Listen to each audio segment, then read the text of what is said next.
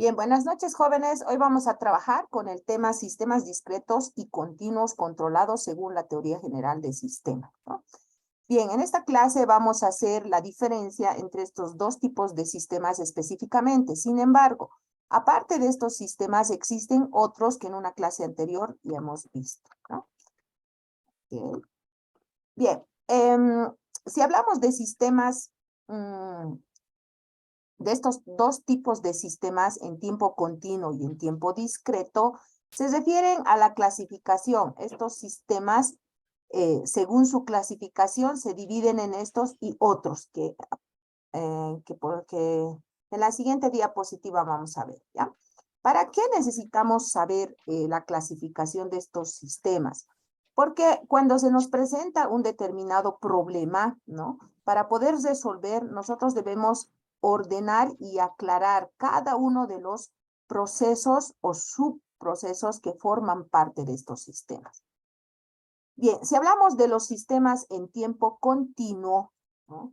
Los que tenemos acá en tiempo continuo, ¿cuál es su característica? Se dice que es en tiempo continuo porque opera en él continuamente, ¿ya? En cambio, y además se necesita infinitos grados de libertad. ¿Qué quiere decir eso, grados de libertad? Es decir, varios estímulos, muchos estímulos, infinitos estímulos. A ver, les voy a dar un ejemplo. A ver, si por ejemplo yo decido ir al cine, ¿ya? Mis grados de libertad van a ser dependiendo, ¿no? Si por ejemplo fuera una persona no sé, de 15 años ya, mis grados de libertad van a ser, a ver, tengo dinero, si me dan permiso, si va a ser frío, si me alcanza la plata, o sea, todos los requisitos que sean necesarios para que se cumpla ese objetivo. Esos son los grados de libertad.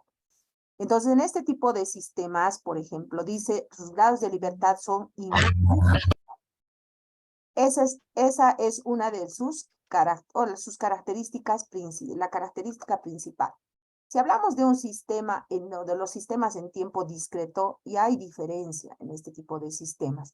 Fíjense, tenemos que solo en puntos de tiempo discreto, o sea, se opera solo en puntos de tiempo discreto, y otra es que tiene finitos grados de libertad, ¿no? Es decir, pocos grados de libertad, están definidos. Por ejemplo, para encender un auto, ¿no? ¿Cuántos requisitos se necesitan? A ver, primero, introducir la llave, ¿no ve? Después, mover a la derecha, si es que fuera mecánico. Poner no sé, apretar el embriague, mover la caja, ¿cómo se llama? Neutro, que esté en neutro, mover la llave y se enciende, ¿no? Son 3 o 4 requisitos necesarios, ¿no? En cuanto al manejo, digamos, al encendido de un auto. Pero hay otros tipos de sistemas en los cuales se necesita infinitos grados de libertad. Esos ya estarían casi clasificados como sistemas en tiempo continuo, ¿no? Acá nosotros tenemos un dibujito.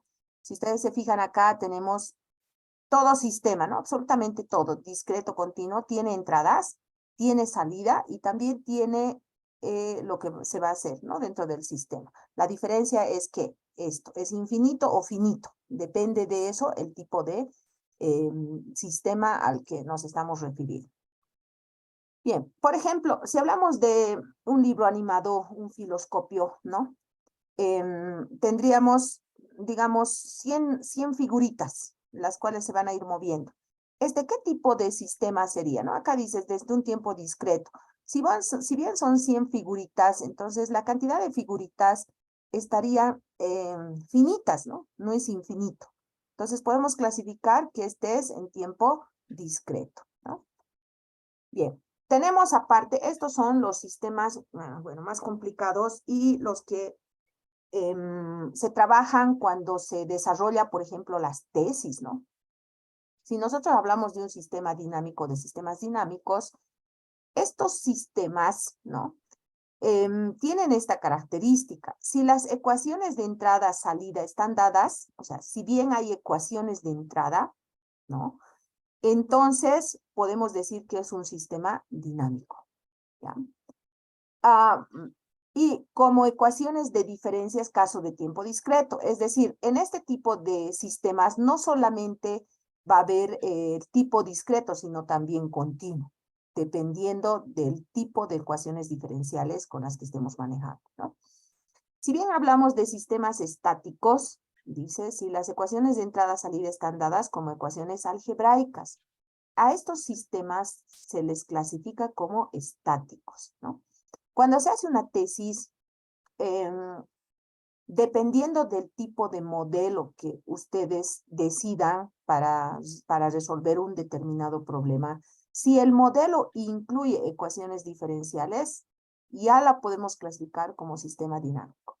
Si este incluye ecuaciones algebraicas, es un sistema estático. Y además, si este dice, es no lineal, si su modelo está dado por ecuaciones no lineales. Si contiene ecuaciones que son no lineales, es un sistema no lineal.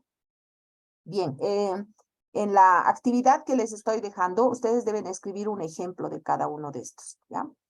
Tenemos también los sistemas determinísticos si todas las señales y los coeficientes de las ecuaciones del modelo son determinísticos. Se dice que el sistema es determinístico. Entonces, dependiendo de qué tipo de señales, qué tipo de entradas se tenga en el sistema, porque nosotros hemos hablado solamente de sistemas de información, ¿no ve?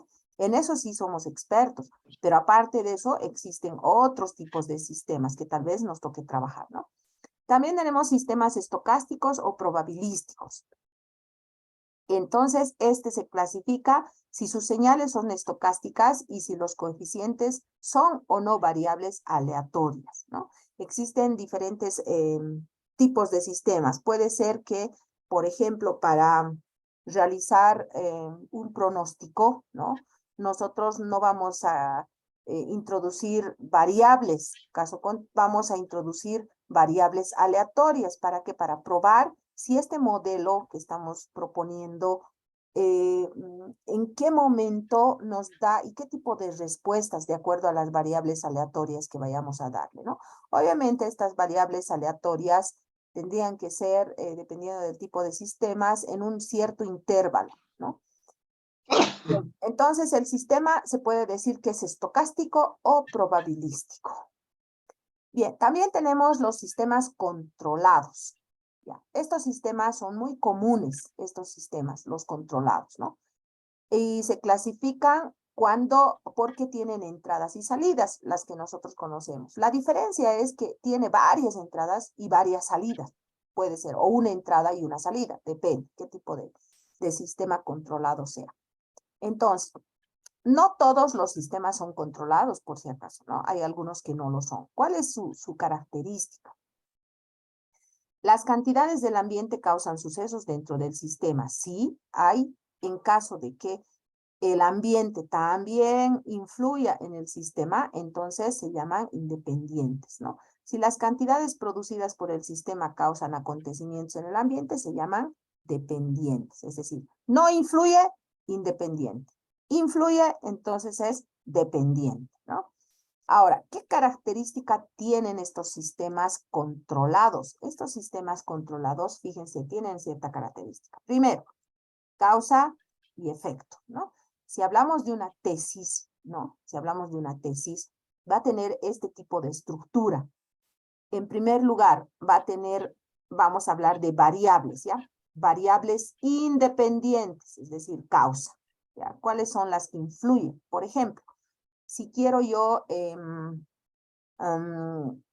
analizar los factores que inciden en la deserción de los estudiantes, ¿ya? ¿Qué factores inciden? Yo puedo analizar las cantidades o variables independientes, por ejemplo, factor económico, puedo analizar a ver qué otro factor influiría. Desconocimiento de herramientas tecnológicas, ya si estamos hablando de sistemas, ¿no? Tal vez que se casó o tuvo, no sé, ya es padre o madre, progenitor, no sé, puedo definir cierta cantidad de variables o cantidades independientes que influyan en el sistema, ¿ya? Entonces, mi resultado el resultado que yo vaya a obtener de los factores que inciden, puedo clasificarlos en personales, factores académicos, factores económicos, no sé, pero esto va a ser finito, es decir, voy a definir 4 o 5, digamos. De acuerdo a eso me va a salir el efecto, ¿no? O sea, ¿cuáles son los factores que más inciden? Bien, eso está dentro de los sistemas controlados. Entonces, causa y efecto, ¿no? ¿Qué más? Si definimos un sistema controlado, un sistema de control, podemos decir que es un conjunto o es un arreglo de componentes físicos. Son varios, conectados uno con el otro, de tal manera que el arreglo pueda comandar, dirigir o regular el mismo. ¿Ya? Vamos a ver enseguida un dibujito donde vamos a poder ver varios componentes, cada uno de ellos está conectado con otro, es así, ¿verdad? Cuando hablamos de un sistema de información, por ejemplo, recibimos cierta información y esa información pasa al siguiente y al final llega también a influir en los informes o en los reportes que nosotros vayamos a obtener, ¿verdad? Bien, en el sentido más abstracto, es posible considerar cada objeto físico como un sistema de control, ¿ya? Entonces, cada proceso, cada parte de este sistema, entonces es un sistema de control. Cada cosa altera su medio ambiente, es verdad. Cada uno de los componentes, ¿no?, influye en otro. Siempre va a ser así. Si no lo hace activamente, lo hace pasivamente. Entonces, un sistema de control siempre va a tener entradas y salidas para cada uno de sus elementos, ¿ya? Entonces, la entrada es el estímulo, ¿no? Con esa entrada algo va a pasar y va a haber un cambio y va a salir también algo, ¿no? Y la salida podemos decir que es la respuesta que se obtiene de este sistema de control. Bueno, todo sistema de control tiene un propósito. Su propósito para el que está destinado generalmente determina o define la entrada y la salida. Claro, dependiendo de la entrada, vamos a tener su propósito, ¿no? Dependiendo del propósito, nosotros vamos a definir las entradas. Por ejemplo, hemos dicho que si deseamos nosotros obtener qué factores influyen en la deserción. De acuerdo a eso vamos a definir entonces las entradas, ¿no? Para poder obtener ese resultado. Bien, existen 3 tipos básicos de sistemas de control. Podemos hablar de los sistemas de control hechos por el hombre, naturales, de control naturales, incluyendo sistemas biológicos. Y el tercer grupo, sistemas de control cuyos componentes están unos hechos por el hombre y los otros son naturales, o sea, una mezcla, tanto el primero como el segundo, ¿no ve? Bien, a ver, veamos algún ejemplo. Si hablamos de un conmutador eléctrico, ¿saben qué es un conmutador eléctrico? ¿No ve? Uno que, por ejemplo, el cortapicos, ¿ya? Hecho por el hombre, ¿ya? Está hecho por el hombre. Controla el flujo de información. Si lo apago, lo prendo, deja pasar la corriente, no deja pasar la corriente, ¿no ve? Por definición, el aparato o persona que actúa con el conmutador no forma parte de este sistema de control. Ojo, ¿ya? No forma parte. O sea, el que prende y apaga no forma. El sistema de control dentro es otro, ¿no? Bien, si hablamos de un calentador o calefactor controlado por medio de un termostato que regula automáticamente la temperatura de una pieza o recinto, es un sistema de control, ¿ya? Hay una diferencia entre estos dos. ¿Por qué? Porque el calentador, fíjense, el calentador va a estar controlado por un termostato, o sea, internamente se apaga automáticamente. Cuando el calentador ya está caliente, entonces, ¡pum!, se apaga, ¿no? Cuando otra vez se enfría, otra vez se prende. Entonces, aquí no hay la intervención del hombre. Podemos decir que sí es un sistema de control, ¿no? Si hablamos, aquí me he equivocado, 1, 2 y 3 era ya. El acto, aparentemente de indicar un objeto con un dedo, requiere un sistema de control biológico, constituido principalmente por los ojos, el brazo, la mano y el dedo y el cerebro, ¿no? O sea, ¿qué me refiero con el acto? El acto de prender y apagar este conmutador eléctrico o cualquier otro objeto, ¿ya? Puede ser el interruptor de la luz, no sé. ¿no? El acto de prender y apagar algún sistema. Aparentemente de indicar un objeto con un dedo, o sea, también puedo señalar, ¿no ve? Requiere de un sistema de control biológico. Ese sí es un sistema de control biológico, ¿no? Porque ahí está actuando, ¿qué cosa? Mis ojos, mi brazo, mi mano, mi dedo, todo, ¿no? Si hablamos de un sistema de control constituido por el hombre que maneja un automóvil, ya, este es un tercer, el que une las dos cosas, ¿no? Tiene componentes que claramente son realizados por el hombre, como el tipo biológico.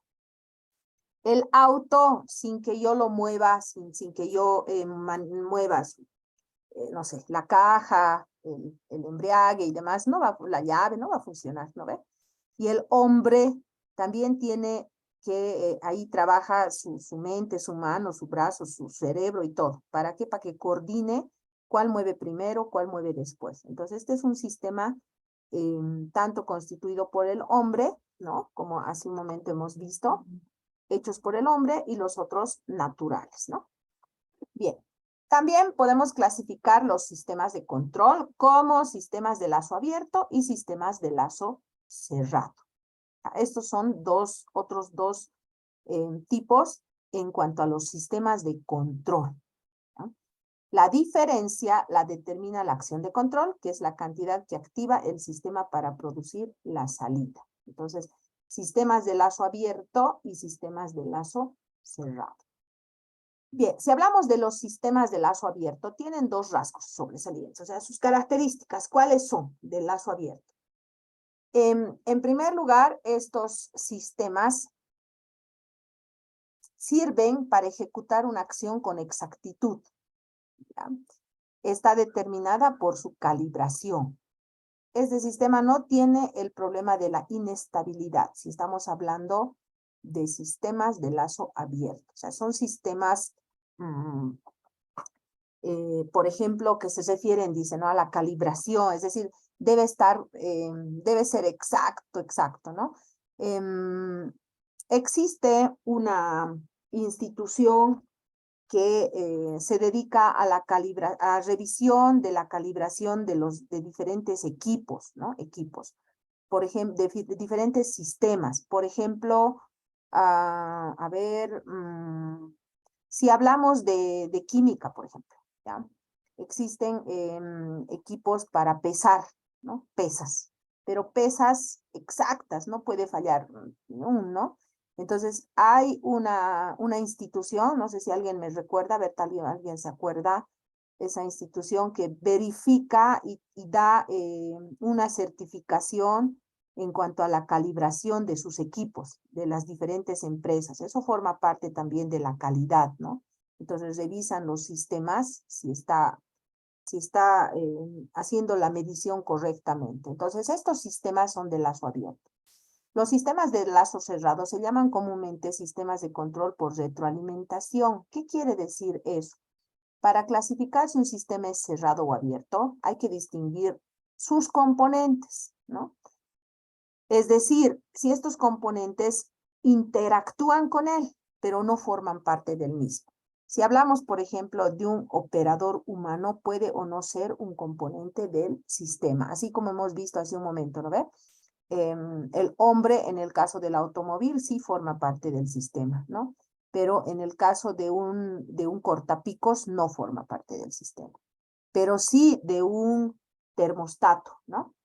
De un calefón, por ejemplo, que automáticamente se apaga y automáticamente se cierra, ¿no? Esa es la diferencia.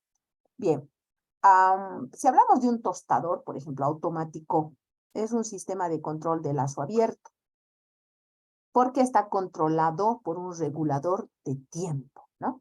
El tiempo requerido para hacer buenas tostadas debe ser estipulado por el usuario, quien no forma parte del sistema, ¿no? Porque este es autorregulado, así como hemos visto aquí, ¿no? Dice, una de sus características es que el sistema, ¿no? ¿Dónde está el sistema abierto? Un operador autorregulado. ¿En qué lugar le he puesto eso? Ya, retroalimentación, aquí está, ¿no? Sistemas de control por retroalimentación. O sea, se autorregula, ¿no? Bien, este es el ejemplo en cuanto a un sistema de lazo abierto.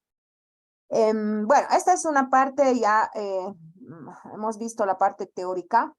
Vamos a ver ahora un poquito de lo que es la parte práctica, ¿ya?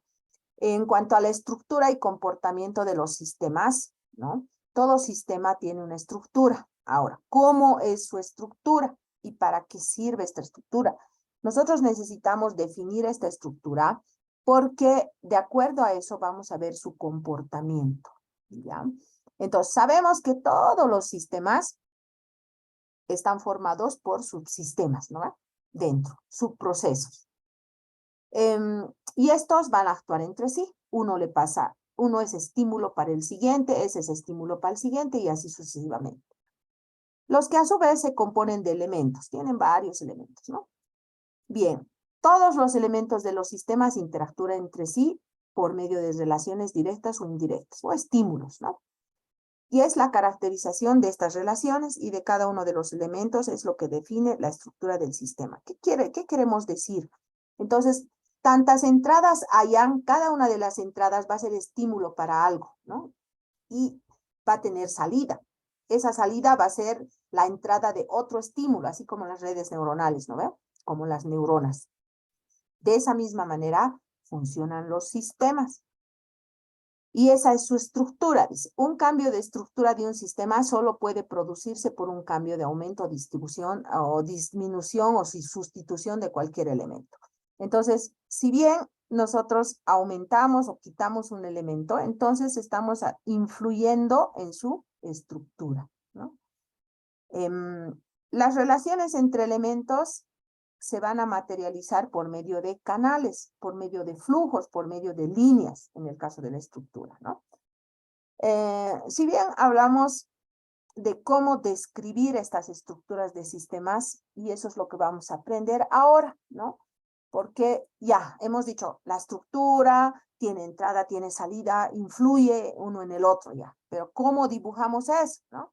Entonces vamos a trabajar esto mediante matrices, ¿ya? Que representen esta interacción.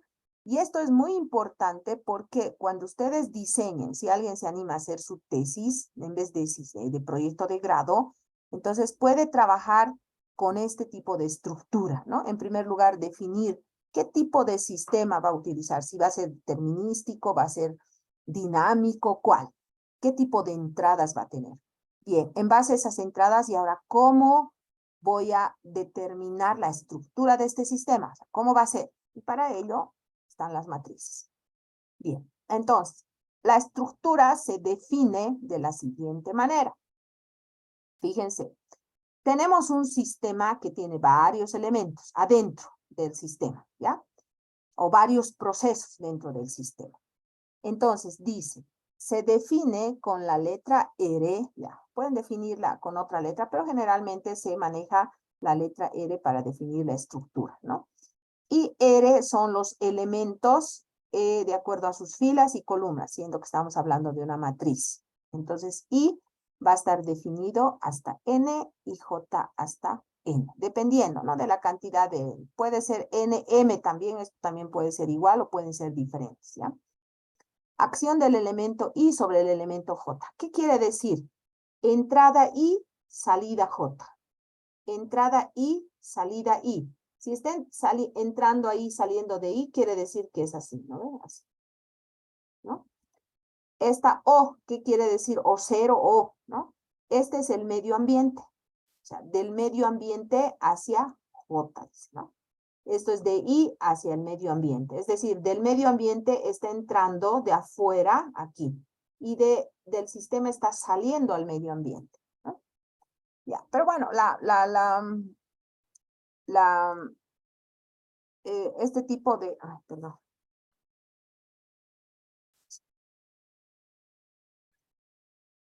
Ya. Este tipo de estructura se va a entender con el gráfico, ¿ya? Con el gráfico. Bien, acá está. Esto es lo importante. Bien, estamos hablando de sistemas controlados y esta vez vamos a aprender a entender su estructura. ¿No ve?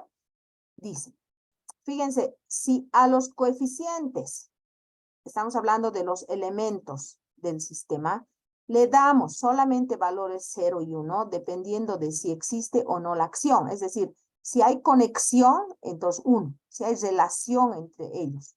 Si no, entonces 0. A eso se refiere. Y a esta R le vamos a llamar matriz de incidencia. Entonces, en la tarea que les voy a dar, les estoy pidiendo realizar la matriz de incidencia, ya de un determinado problema. Bien, ¿para qué se utiliza la matriz de incidencia?